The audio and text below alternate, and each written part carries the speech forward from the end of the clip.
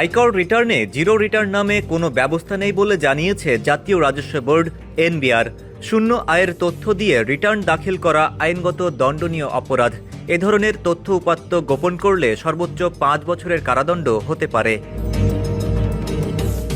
রোববার ১০ আগস্ট এক বিজ্ঞপ্তিতে এনবিআর জানায়, সামাজিক যোগাযোগ মাধ্যমে কিছু বিভ্রান্তিকর পোস্টে বলা হচ্ছে রিটার্নের সব ঘর শূন্য দিয়ে পূরণ করে রিটার্ন দাখিল করা যায়। এসব ভুল তথ্যের কারণে অনেক করদাতা তাদের আয়, ব্যয়, সম্পদ ও দায় শূন্য দেখিয়ে অসত্য ঘোষণা দিচ্ছেন। আয়কর আইন ২০২৩ অনুসারে করদাতাকে অবশ্যই তার প্রকৃত আয়, ব্যয়, সম্পদ ও দায় সঠিকভাবে প্রদর্শন করতে হবে। এগুলো ইচ্ছাকৃতভাবে শূন্য দেখানো সম্পূর্ণ বেআইনি এবং এটি একটি ফৌজদারি অপরাধ।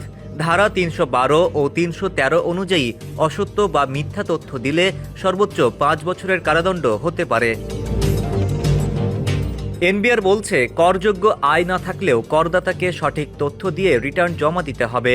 কর দিতে হবে না, কিন্তু তথ্য গোপন বা বিকৃত করা যাবে না।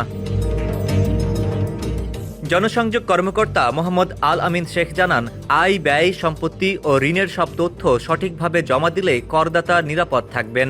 ভুল তথ্য দিলে জেল জরিমানার ঝুঁকি আছে।